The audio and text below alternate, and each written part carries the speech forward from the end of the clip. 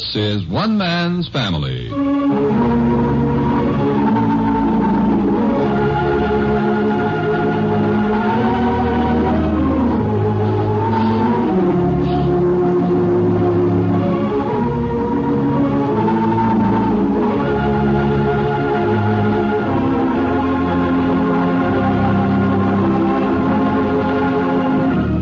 One Man's Family is dedicated to the mothers and fathers of the younger generation and to their bewildering offspring. Today, transcribed, we present Chapter 9, Book 72, entitled Dr. Thompson Opens Paul's Eyes. In the Barbour family home at Seacliff at 7 o'clock on this brisk November morning, the downstairs lights are all ablaze. Father Barbour, alarmed last evening by Fanny's unexpected illness, has spent a sleepless night. When she became ill at dinner time, he sent for Paul, who was dining with the new neighbors, Rexford Frome and his attractive sister, Christine Abbott. And though Fanny recovered quickly, refusing to allow her family to send for the doctor, Henry was not at all reassured about her. At the first hint of the pale, wintry sunrise, he got up, put on his robe and slippers, and felt his way downstairs. Restlessly moving from room to room, he finally made a hushed telephone call and then repaired to the kitchen. For the last hour, he has busied himself alone there in an unprecedented fashion, preparing a breakfast tray for Fanny before Mrs. Kettleman had arrived. And now, tray in hand, he is beside the bed where Fanny is still sleeping peacefully. Fanny? Fanny, my dear? Fanny? Yeah. Yes, Henry? Fanny. Yeah? Yes, Henry. I brought you breakfast on the tray. What in the world? Why, Henry? Oatmeal, bacon and eggs, toast, well-buttered toast, and coffee and jam. You didn't get Mrs. Kettleman up and over here at this hour. I certainly did not. Mrs. Kettleman had nothing to do with this. Why, my dear. Yeah, why, there's no trick to it whatever. You just read what it says on the boxes. You move over so I can put this on the bed. Oh, wait. Let me wake up. Henry, hand me my robe. You're going to stay right there in bed, Fanny. Well, I've got to brush my teeth. I'm perfectly all right. I've never known you to make such a fuss. Yeah, let me put this tray down and I'll help you up, Fanny. There you are, my dear. Goodness. Oh, you shouldn't have sent for Paul last night, Henry. Getting everybody all upset. Here, let me help you with your robe. Then you're to go right back in bed, my dear. We can't have you in, you know. We just can't have it. I'm worried all night. I've sent for Fred Thompson. Henry Barbour. I've as much need for a doctor as you do. Well, there's always a reason for these things, Fanny. I believe in a stitch in time. Henry, you're an old alarmist. Oh, but I must say it's very sweet of you to be so concerned about me. Yes? Is Mom feeling worse? Good morning, Clifford. Oh, hi, Mom, Dad. How are you? Well, I'm perfectly all right. But look, your father made me a breakfast tray all by himself. Oatmeal and everything. Isn't that wonderful? I've got to brush my teeth. I'll be right back. Dad, she looks fine. What's up? Dr. Thompson's downstairs. I just let him in. Oh, he got here, did he? I should have called him last night when I wanted to. I didn't sleep a wink. I've never seen your mother give way as she did last night, Clifford. I've never been so frightened. Well, Dad, she looks great this morning. But you can't let these things go on and on. Well, your mother last night was desperately ill. Well, we're going to find out the reason. Is Paul up yet? I haven't heard him. Gee, what a breakfast. Did you really fix that all by yourself? Certainly. Anyone who can read can make a breakfast. Now, you see that she eats it, Clifford. I'll go down and have a talk with Fred Thompson. And you got the poor old boy up pretty early if Mom isn't really sick. Well, it's his business to be up early. I have a perfect right to call him. I'm worried, Clifford. I was awake all night, and now I'll go down to the doctor. Please tend to your mother, Clifford, and see that she eats. Well, you don't mind sitting in the kitchen, Fred? I wanted to catch you before you left for the hospital. Here, have some coffee. I made it myself. I wasn't going to the hospital. I don't mind having coffee in the kitchen. Henry, Clifford tells me Fanny's little flare-up last night was over in a very few minutes. Clifford doesn't know anything about it. Then you tell me. Sit down, Fred. Fanny's having a tray now. We'll go up afterward. Yeah, as long as I'm here. Yeah, thank you. All right, now, just what happened, Henry? Why didn't you call me last night if you were so worried? Because they all persuaded me not to. As soon as Paul got home, she seemed to feel better. Well, I let them talk me out of it. I regretted it, of course. I couldn't sleep. Why not? I didn't like the look on her face, Fred. I didn't like it at all. She was gray, ashen gray, and complained of a little pain here about her heart.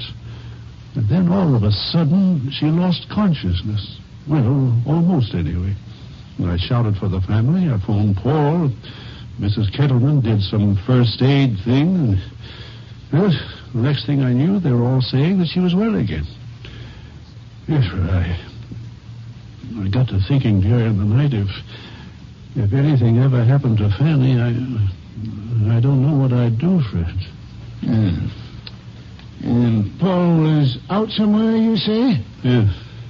And you called him home? Yes. I was concerned for his mother. I see. Where was he? At Frome's. Where? He was at Frome's. Don't shout at me. Frome's, huh? Brother and sister. An interesting pair, Henry. Yeah, that's your opinion. Henry, you got to get more rest. And take your pressure after a while. You're jittery. Is that so? Well, you're not doing anything to help it. I'm paying the bills here and sending for the doctors. I want you to look at Fanny. Now, just keep your shirt on. And go right up. What's the Abbott girl's first name? I don't know. Christine, widow. Christine Abbott, some such name. Ragtag and bobtail people, upstarts. Paul's been seeing something of her, you say? I said nothing of the sort. But I presume by this time it's common gossip. He's been there morning, noon, and night.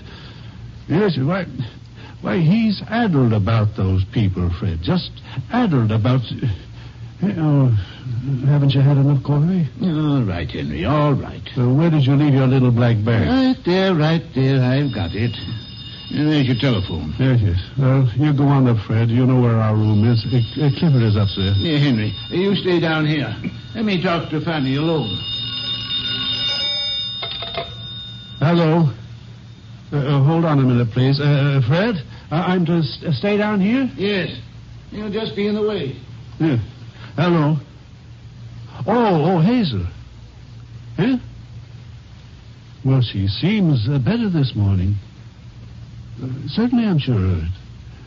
Well, I've been very worried, Hazel, so I called Dr. Thompson. Yeah.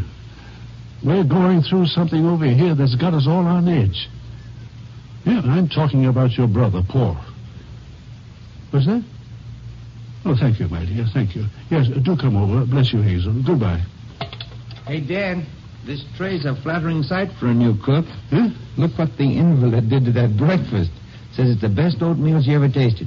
Take a bow. Yes. 2 pieces of toast, all the bacon, both eggs, most of the jam. She can't be very sick at that rate, you think? Wonderful. Say, what's Dr. Thompson's car doing over here? Is Mom worse this morning? Huh? That's Jack. Betty and I looked out just now and saw the car. I came right over. She's all right. Should have seen the breakfast she ate. Excuse me a minute. I'll take this tray. Oh, Jack, I'm very glad you came over. Your mother and I, we need the family about us these days. Gosh, what happened? Hazel just phoned. No doubt we'll hear from Claudia presently, and you're on hand, and Clifford has been up helping me. The only one who hasn't bestirred himself or displayed the slightest concern is your brother, Paul. Paul's in the doghouse, huh? I don't like that expression, Jack. I'm merely saying that it's ironical, isn't it, that the cause of all the trouble is up there at the top of the house, sleeping as peacefully as if he hadn't upset us as we've never been upset before in all our lives. Hey, do I need to catch up on something? You don't mean there's a general collapse just because Paul went over and had dinner with Mrs. Abbott? Jack, that's rather a facetious attitude when I've worried all night long and finally felt compelled to call the doctor. Well, this very moment, Jack, Dr. Thompson is examining your mother to see just how serious her condition is. Breathe deeply, Fanny. Now, just breathe naturally. That's right. Now cough. Oh, you can do better than that. I haven't a cold, Fred. Henry's just... But you can cough, can't you? Now, let me hear you cough. Now, let me take your temperature. Open your mouth. I'm perfectly all right. It's always a pleasure to take your pulse, Fanny. Still have a perfect bedside manner. Yeah, I think that once I dreamt of going through life hand in hand with you, Fanny. Yeah. Now I settle for an occasional bedside visit, counting your pulse. Henry's probably listening at the keyhole. Henry's listening at the keyhole, you say? Let him listen. This is little enough reward for a lifetime of devotion, Fanny. Now, let me count. You look quite well, Fanny. You say this illness of yours struck you before dinner? Paul was out, Henry tells me. Dining with Mrs. Abbott. Yeah, put that thermometer back in your mouth and keep it there. Mrs. Abbott. Lovely creature. Well-turned ankle, nice bones. What's that, Fanny? I didn't say anything. May I come in? You may not. Go away. How long has he been holding your hand this time, Fanny? He always consumes more time taking your pulse than he does mine. There's nothing in my practice, Henry, quite so dull as holding your hand. Now, Fanny's, on the contrary, is... Fred, take this thermometer and read it. Do I have a temperature or not? What does it say? Perfectly normal. Well, what do you say is the trouble? I haven't said. Let's see your tongue, Fanny. Say ah. Ah. Now a high note. Ah. Ah. Good throat.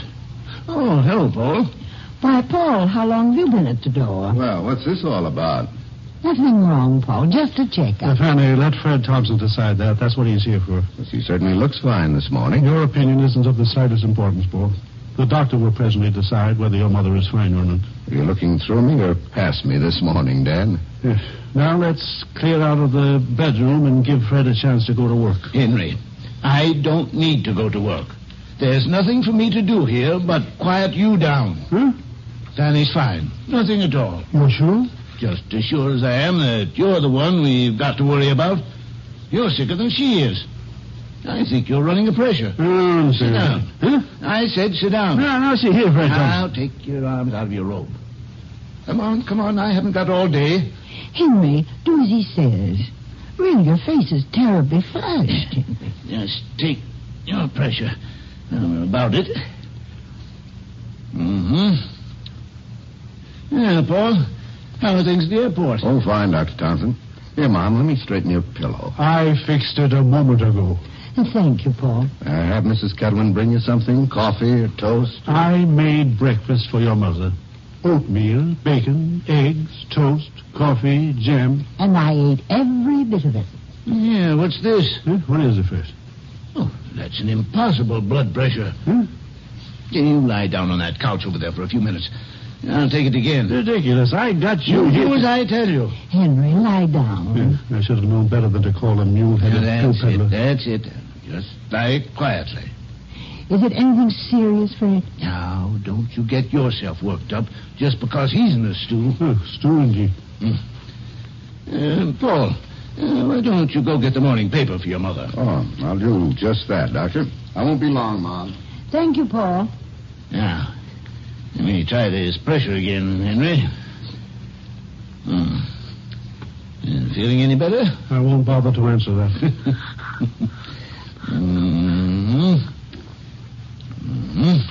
How is it? Glad I don't have your nervous system, Henry. Never mind my nervous system. How's my blood pressure? It's all right now. I suggest that you get in under the covers and the two of you spend a long, quiet day counting your blessings. Our blessings? Yes. Not the least of which is your good fortune in keeping your family around you as long as you have. What do you mean by that? Oh, nothing whatever. Paul. Paper isn't so alarming this morning. Here you are. Thank you. Hazel's here. She wants to come up and see you. How nice. Your father's going to spend the day in bed, too. Nothing of the sort. But, Henry, Fred says... Fanny, don't you recognize his grisly humor when you see it? A day in bed wouldn't do you any harm, you old curmudgeon. Get out. Go on. Get out, both of you. Thank you, Fred. Thank you for coming. I'll get Fanny settled down here now. Tell Hazel to come up. Yeah, goodbye, Fanny. You'll be wise to do what you're told. Thank you for coming, Fred. Goodbye. Some men have as little sense as a brain jackass. And don't forget to take your little black bag with you. Henry, shame on you. Just a second, Doctor. I'll be right with you. Well, there you are, Mom. The morning paper. Right fresh off the front lawn. Thank you. Paul, Yes? will you be home for dinner tonight? Why, yes, Mom. I rather imagine I will. You get some rest. Shall I close the door? Please, Paul. Say, Doctor, would you step in here with me in the sewing room? This way. Yes. I want to have a talk with you, Paul. Oh, excuse me a second. Oh, Hazel, Yes? come on up. Mom's feeling fine. Oh, I'm so glad to hear that. Is Dr. Thompson still with her? Oh, good morning, Dr. Thompson. Good morning, Hazel. How's your family? Hale and hearty, Doctor. The boys have become hockey fans. They go and sit in those cold arenas and never even catch a sniffle. Good, Hazel. Good for them. You say Mother's all right? Ship shape. Go on in and kiss your mother for me. And see if you can't make your long-eared father take care of himself. Well, I'll try, but he gets out of hand sometimes. It's good to see you, Doctor. Yes, Hazel. Yeah, here we are, Doctor. Sit down, won't you? Thank you. You in a hurry? Not particularly. You seem to find time with the Barbour young'uns. You're not much of a young'un anymore, though, are you? Matter of fact, you got more gray hairs than your father. What's the matter? You worry a lot? You sure it's worry that gives you gray hair? I started pretty early, you know. Yes, you did at that. But what's this about your father and mother and you, Paul? Well, first I thought there might be something you'd like to say to me that you didn't want to say to them. Well, there's nothing drastic to worry about.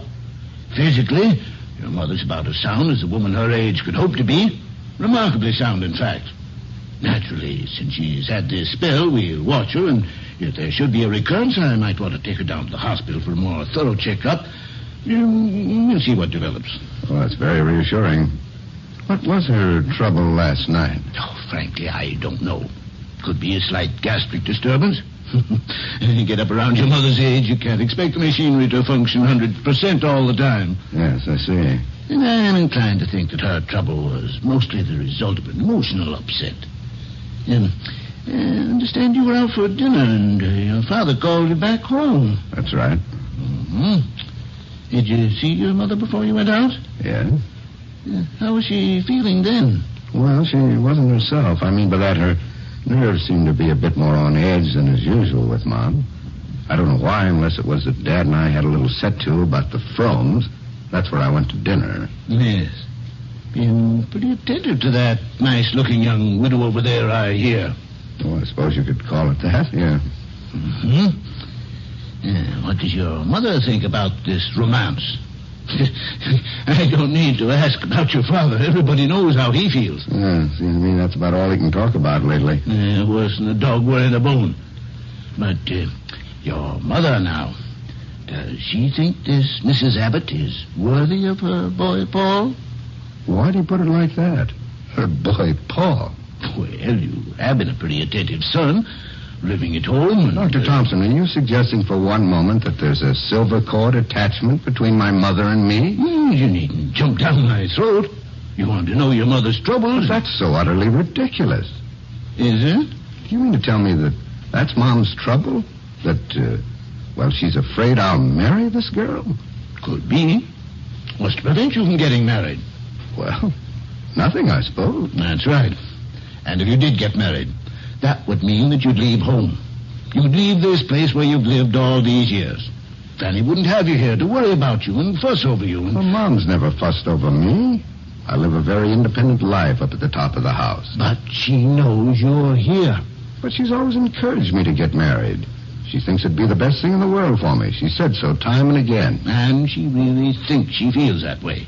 But unconsciously. That's different. Then her sickness last night was because I was over at the Fromes? Look at the evidence. As soon as you got back in the house last night, she felt better, didn't she? That's perfectly true. When you're home, the threat is gone. Mind you, your mother doesn't know this, and I could be wrong. You'll have to wait and see. If you continue to see this woman and Fanny continues to develop symptoms, then we'll know we're on the right track. Well, Doctor, I can certainly see the logic in what you've been saying. You in love with this girl, Paul? I think I am. Fine mess, isn't it? And even mention her name around Dad and Mom. What do they want me to do? Stick up in that attic studio all my life? Oh, don't take it too hard, Paul. It'll work out all right.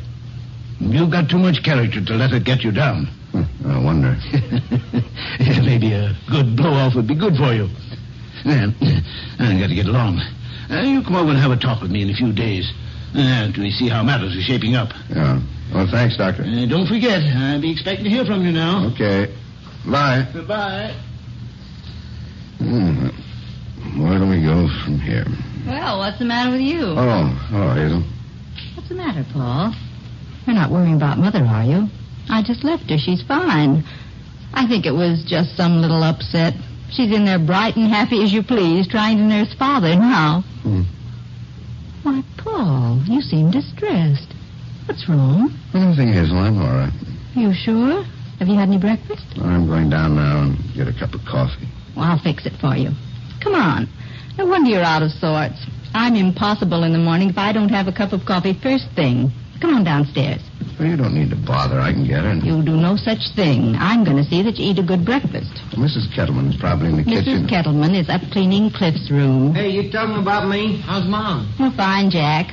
You and Cliff been holding a conference down here? Well, how are you, Paul, old sock? Morning, Cliff. Jack? Dad come up and root you out of bed, Paul? No, I managed to make it all by myself. He sure was in a tizzy earlier this morning, grumbling about your still being in bed with Mom sick and I don't know what all. Yeah? Well, I'm going in the kitchen and fix Paul some breakfast. I'll call you when it's ready, Paul. No, I'll come with you. I may even eat off the kitchen sink. What's the matter with him? Looks like he got out of the wrong side of the bed or something. Yeah, it's kind of down in the mouth. Maybe Dad let into him. I wish he'd lay off of Paul and that girl. I don't think it's any of Dad's business. No, but Paul can't blame him for calling him away from his date last night. After all, Mom was sick. Oh, I didn't mean that. But Dad's been hammering at him ever since Frome's sister arrived. I thought it was Frome, and now he's on the sister, huh? You know what's going to happen? Dad doesn't lay off. Paul's going to tear into Dad one of these days, and we'll have a regular battle royal. Really? Is it that bad? Worse. I was kind of taking the whole thing as a joke. Paul's serious about this Mrs. Abbott? He's certainly over there plenty. Serious enough to want to marry her? Gosh, that really would cause repercussions in the old homestead. I don't know what it might do to Nicolette. Nicolette must know by this time that she and Paul will never get together. I don't know, Cliff. Oh, sure, I guess that's true, but as long as Paul doesn't marry anybody else, she might still think... Oh, I don't know. I can't even figure out my own life, let alone unscramble other people's affairs. But she must know by now that Paul's going out with this Abbott dame, doesn't she? Oh, sure. She kids about it and all that, but Betty says her face looks kind of sad and thoughtful, and she thinks no one's watching. Oh, it's tough. Yeah. Certainly wish it had worked out. Nicolette would have been a swell wife for Paul. Well, of course, that's from our point of view. Maybe not, but I'll bet he'd be better off with Nicolette than he will if he marries into this Frome outfit. That guy is a phony for my dough. Well, he can't be a complete phony or Paul wouldn't like him the way he does. The sister could have a lot to do with that. Yeah, well, maybe. I'll string along with Paul's judgment regardless of what Dad says. After all, none of us really knows them except Paul. We're not in a very good position to judge. Except we know that Frome made a play for Claudia practically under Nicky's nose. That's enough for me. And look at Mom.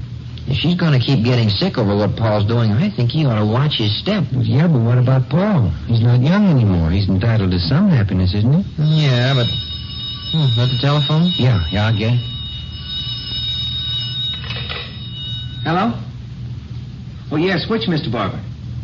Oh, Paul, just a minute, please. I'll get him. For Paul? Yeah, it's a gal, I think. I'll go tell him. He's right in the... Oh, here he comes. Just coming out to get you, Paul. You weren't on the phone. Oh, thanks. Who is it? They say? No, it's a woman. Oh. Well, thanks a lot. Okay, Paul. Hey, let's get out of here. I don't think you'd appreciate us standing around listening. Okay, I wanted a chance to see Hazel anyway. You coming? Yes, good idea. Hello. Oh, hello, Chris. No, not at all. I just finished breakfast. Oh, she's perfectly all right. Come on. Well, how's about it, Hazel? Got any coffee left out here in the kitchen? Oh, come on in. Yes, I think there's a cup or so. I can make some more if it isn't enough. Give it to Cliff. I don't want any. Really. Let me put a light under it. I was just about to do Mrs. Kettleman a good deed by washing up Paul's breakfast dishes. Did he go upstairs? No, he's on the phone. It's the gal. Paul's acting so strangely. He finished what little breakfast he ate and got up without saying a word to me and walked out. Didn't even say thank you. Oh, don't misunderstand me. I didn't want any thanks, but that's so unlike Paul. And he hardly said a word all the time he was eating. The guy's in love sure enough if he's acting like that. I'd say he was worried. I tried to find out what it was, but he just wouldn't talk. Can't be Mother he's concerned about. He knows she's perfectly all right now. She is now, yeah. But I don't know how long she'll stay that way if Paul keeps upsetting her by going over to that Frome house all the time. Does seem a shame he has to spend so much time over there. Mother told me he's hardly home at all anymore. Well, no wonder Paul's clamming up.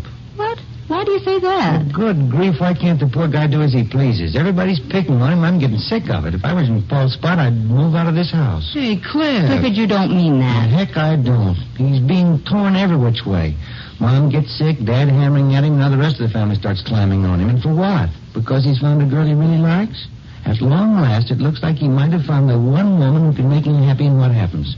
Everybody starts pulling him apart. Now, just a minute, Clifford. You can't say that I... Oh, Paul, come on in.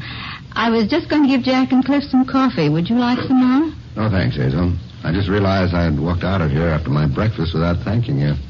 I'm sorry. It's a grand breakfast. Thanks a lot. You didn't have to come back just to thank me. After all, I enjoyed getting your breakfast. I don't know what I was thinking about, but I forgot you were out here, I guess. Probably because I'm used to Mrs. Kettleman getting my breakfast. Yes, I knew you were preoccupied. In fact, I was just telling Cliff and Jack that you were. Yeah, I guess that was it. Well, I've got to run along. I've got to get down to the airport. I'll see you later. So long, Paul. Bye. Oh, yeah. That was Mrs. Abbott who called me on the phone a little while ago. She just wanted to know how Mom was feeling this morning. I thought you might have surmised it was she and wondered how she'd have the temerity to be calling me here where she's never been invited. I just thought you ought to know the reason for the call so there wouldn't be any misunderstanding about it. I'm sure she won't make a habit of it. I always arrange to call her to save her any embarrassment. Well, I'm late. Thanks again for the breakfast. Hey, did you see his face? He was white. I've never heard Paul talk like that in his life. What's got into him to make him so grim? Did he think we were going to talk about her just because she called up here? He probably doesn't know what to think anymore. Can you blame him? Well, we haven't given him any cause to take his spite out on us. Look, didn't you hear what he said? What do you mean, Cliff? About her never having been invited here. Here he's shown everybody as plain as day that he's in love. And not one member of this family's had the courtesy to ask her over to meet her. Believe me, I'd burn too.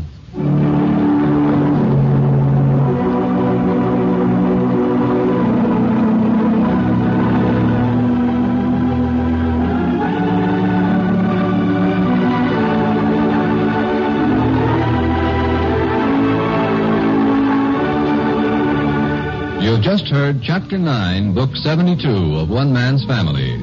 Written, produced, and transcribed under the direction of Carlton E. Morse. Chapter 10, entitled The Family Must Make Its Decision, will come to you next week at this same time.